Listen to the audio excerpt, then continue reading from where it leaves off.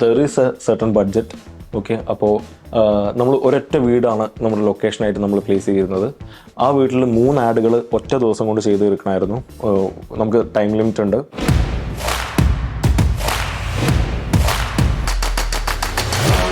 Paediatric dental care ആണ് product. Paediatric dental care എന്ന് പറഞ്ഞാൽ കുട്ടികളുടെ ഡെന്റൽ ഇഷ്യൂസ് ആണ്. ആ എടുക്കാണ് ഞാൻ എൻ്റെ ചേച്ചിയുടെ മോള് ചെറുതാണ്.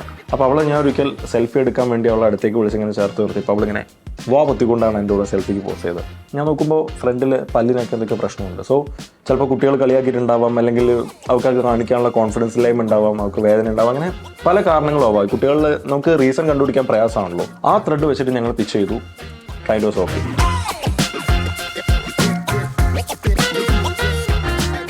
അവളുടെ ചിരിയിൽ അവൾ കോൺഫിഡൻറ്റ് അല്ലാതെ ആവുകയും ചെയ്യുന്നൊരു മൊമെൻ്റ് അമ്മ തിരിച്ചറിയാണ്.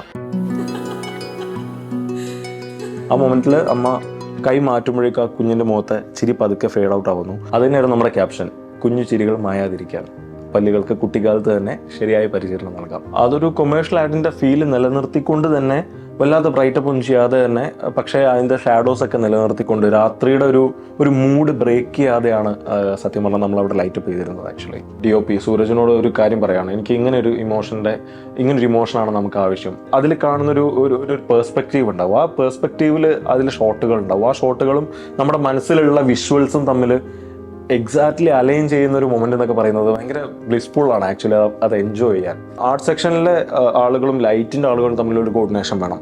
അവരും ഡയറക്ടറൽ ടീം തമ്മിലൊരു കോർഡിനേഷൻ വേണം. ഇവരും ആക്ടേഴ്സും തമ്മിലൊരു കോർഡിനേഷൻ വേണം. So it's like A network.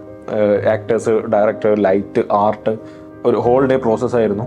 അതിൻ്റെ സൈഡിൽ കൂടെ തന്നെ ഹോർഡിങ്ങിന് വേണ്ടിയുള്ള ഫോട്ടോഷൂട്ട് നടക്കുന്നുണ്ടായിരുന്നു. ഒരാൾ മാത്രമായിട്ട് നിന്ന് കഴിഞ്ഞാൽ ഒരിക്കലും ഒരാൾക്കൊന്നും ചെയ്യാൻ പറ്റില്ല എന്ന് നമ്മൾ മനസ്സിലാക്കി തരുന്ന ലൈഫിലെ കുറച്ച് മൊമെൻറ്റ്സിലൊന്നാണ് ഞാൻ ഇപ്പോഴും അത് വിശ്വസിക്കുന്നത്. ആൻഡ് ഈ കാര്യത്തിൽ എന്താ പറയുക, ഞങ്ങളുടെ എല്ലാം വളരെ കൃത്യമായിട്ട് തന്നെ വന്നു. And we got the best out.